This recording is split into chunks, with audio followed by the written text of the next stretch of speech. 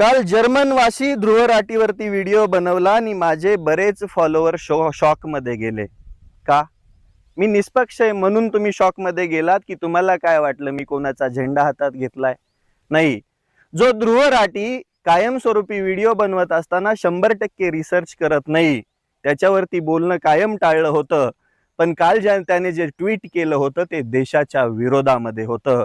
त्यात त्याने कोणत्या पॉलिटिकल पार्टीचा उल्लेख केला नव्हता. त्यामध्ये तो स्पष्ट बोलला होता की अंदमान निकोबार बेटांकडे बघत असताना भारत स्वतःची स्ट्रेट ऑफ हॉर्मोन्स म्हणून बघतोय, हा सगळ्यात मोठा जोक आहे. हे त्याचं वाक्य होतं. मी तर काल सत्य परिस्थिती तुम्हाला सांगितलीच. चीनच्या गोट्या दाबण्यासाठी आपल्याला ग्रेट निकोबार बेटांवरती लष्करी तळ आणि तिथं लष्कराचं सामर्थ्य वाढवणं गरजेचं आहे. भविष्यातील धोका बघता, म्हणजे लगेच युद्ध करायला जायचंय असं काही नाहीये.